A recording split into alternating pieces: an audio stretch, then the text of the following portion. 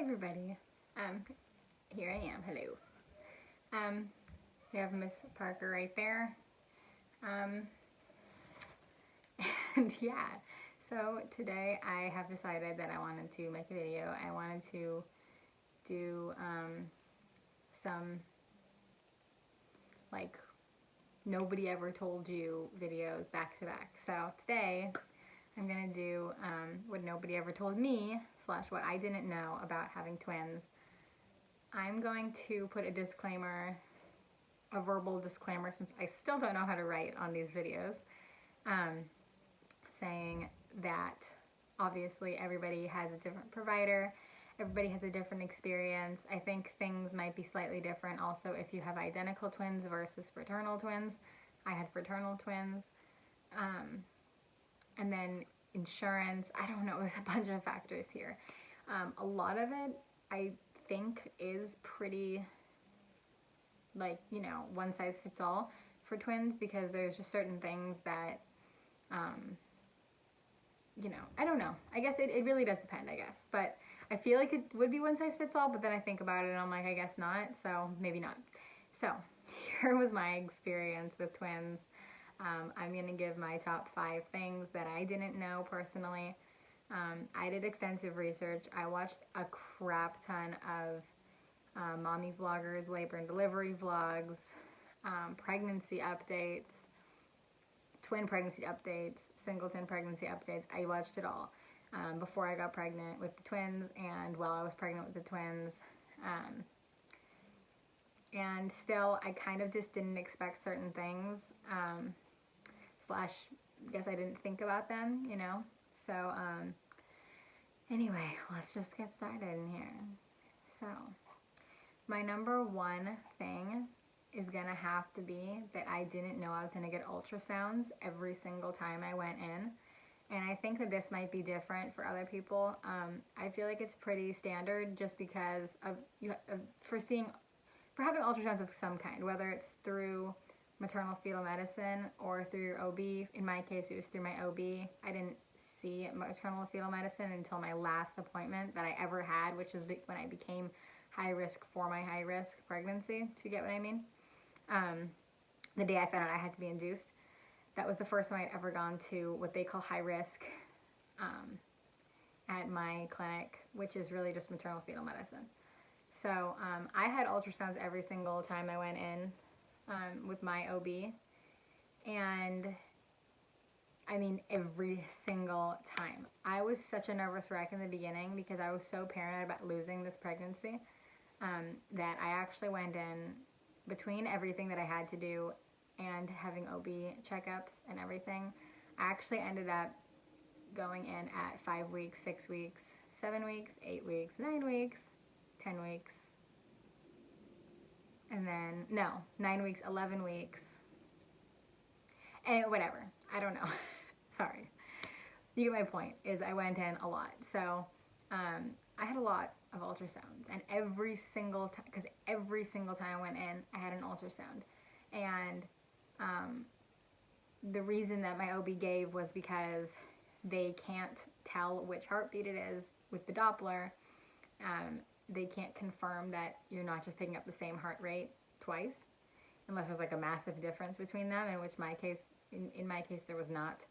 So they wanted to confirm it. They were picking up and seeing twin A's heartbeat of Zaya, twin B's heartbeats Frankie, and every single time.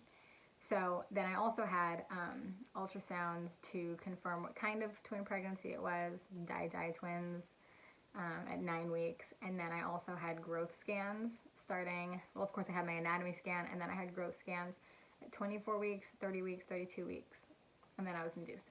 So, yeah, I ended up having a lot of ultrasounds, and I had no idea going into it that was going to be a thing. So, yeah. And then number 2 would have to probably be that they asked me to take baby aspirin. I never really thought about it because I knew I was young. I had just turned 25 when I conceived them, like pretty much exactly a month before. And you know, I never thought of anything you'd have to do in case you were at risk for something. But they had me take baby aspirin because, of course, being pregnant with multiples, I was at a higher risk for preeclampsia, which I'm terrified of. If you all don't remember, I have low blood pressure, so me having preeclampsia would look like normal blood pressure, and that scared me. So I was just like, no, this is no joke. I'm taking the pills. So I took baby aspirin from the time that they wanted me to the time that they said I could stop. I was not a huge fan of taking it. It was very hard to take it in the beginning because I was throwing everything up. So when I would take the pills, I would throw them up. But I was trying. I tried. I promise. So I took them until 24 weeks, I think it was. And they asked me to start pretty much right away. I think she told me to start taking baby aspirin at 6 weeks pregnant. She just kind of said, like, get them as fast as you can or as soon as you can and then go take them. So I think I bought them like the same day and started taking them. So, yeah, I just didn't, I didn't know that was a thing. I mean, I figured that obviously they take care of things when they're a problem, but I never really thought about it other than that. So, just wasn't expecting that at all, you know? And then number 3 is probably just the amount of appointments that they had me do, which I'm not complaining about at all, but I didn't, like I said before about the ultrasounds, when I was talking about the ultrasounds, I didn't know that I was going to have like a bunch of growth scans. I mean, I was kind of just thinking, okay, I'm having ultrasounds by seeing everything on the ultrasound, and that means everything's fine, you know? So, so we just, yeah, I didn't expect to have so many appointments, but I was living for it. Like, I actually had a problem with the lack of appointments that I had when I was pregnant with Parker. I don't know if I ever really covered that or not. I think I might have covered it in the beginning of the pregnancy with her, especially considering the circumstances surrounding the world and all that. They really were not trying to have people come in, but I insisted. I was like, I have to come in every single 4 weeks. Like, I was like, I do not want any phone appointments. I do not want any video appointments. I only want in-person appointments. I had one phone appointment because they kind of forced it upon me in the beginning, but every single appointment after that was in person, and I was really crazy about my appointments. I mean, you guys probably remember I had an appointment pretty much every single week at the end, between having to go to labor and delivery all the time and everything that happened with the stairs and the false alarms and the lack of movement and everything. I was being seen a lot, and I was seeing her kind of a lot at the end. I feel like they weren't doing, like, you know, full stuff that they should have done. Considering the fact that I kept coming in, they probably should have done better workup, and she is fine, obviously, but anyway. I think a lot of that came from the fact that I was able to go to the doctor so often with the twins. I went every single 2 weeks, basically my entire pregnancy, after the 10 weeks or 11 weeks, whenever that was, that I started going every 2 weeks. It was every single 2 weeks. I think it was 10 and then 12 and then 14, and it was just every single 2 weeks after that. I ended up going, and then I had a couple extra appointments here and there. Like I said, like I had the ultrasounds. I actually had an extra appointment at 17 weeks because I burned my foot, and I guess they were concerned about like an infection happening from the burn. So they wanted me to come in just to have like a, I don't know, just a checkup. So I had a checkup, an extra one. But yeah, it was kind of wild and crazy. But I was not complaining at all. And then number 4 kind of has to do with my delivery, but yeah.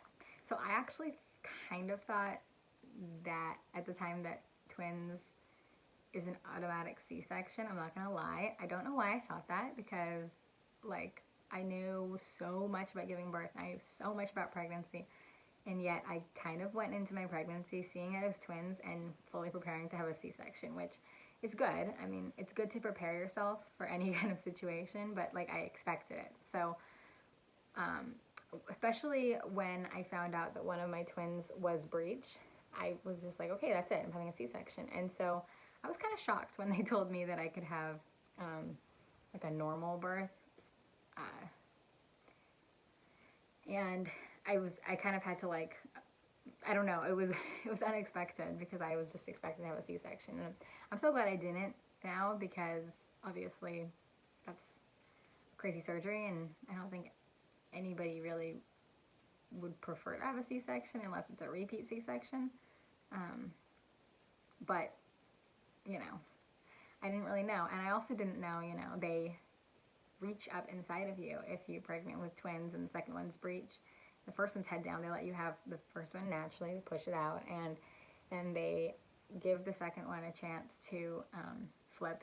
And they told me there was like a 2/3 chance that she wasn't going to flip, but there was a 1/3 chance she was.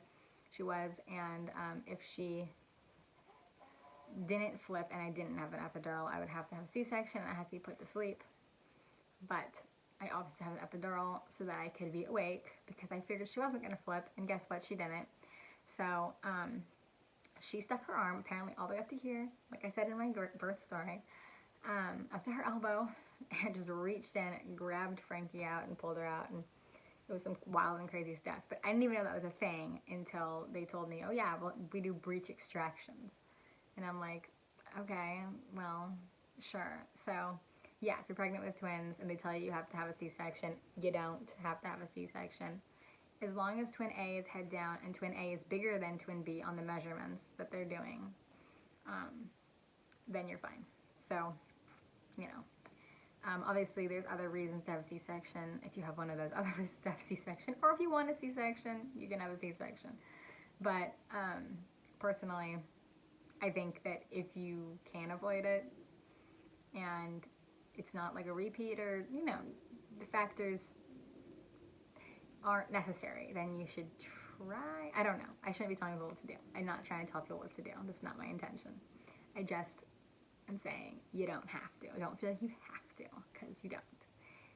I gave birth vaginally. I know other people online have given birth vaginally. I know other people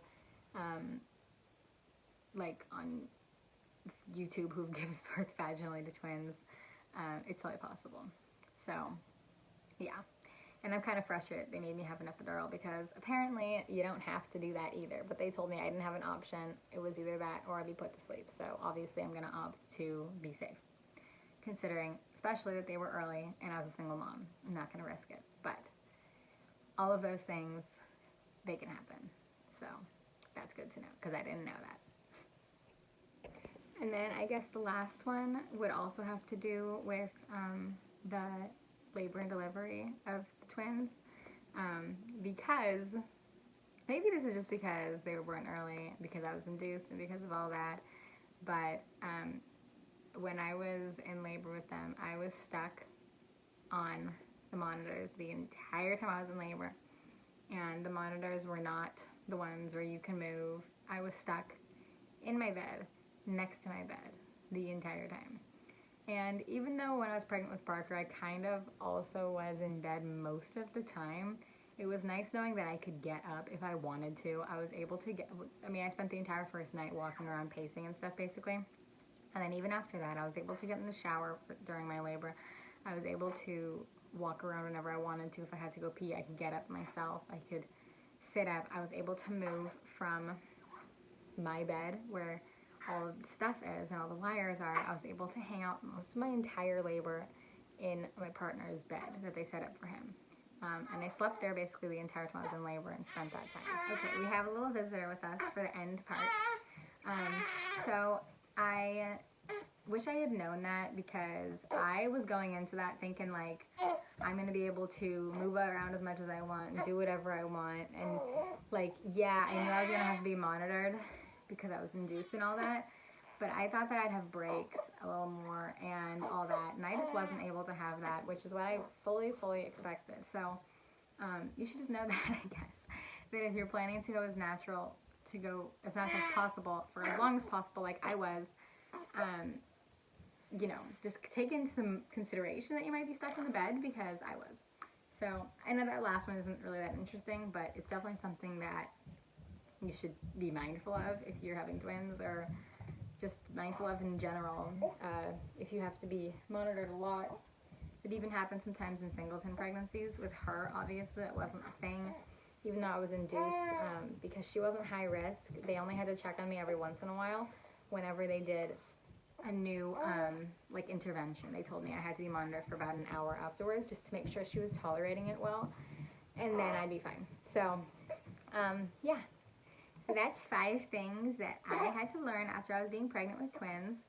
And yeah, and the next one I'm going to do is going to be 10 things that they don't tell you about labor and delivery, postpartum, because I feel like there's a lot of those. I know there's a lot of videos on that, and there are probably a lot of repeats, but you know, I just figured I would do one too. So yeah, and Miss Parker says goodbye. She says thank you so much for watching. I'm gonna make some funny noises. Thank you so much for watching, and thank you so much for supporting my mommy and helping her. Alright, thanks guys, bye.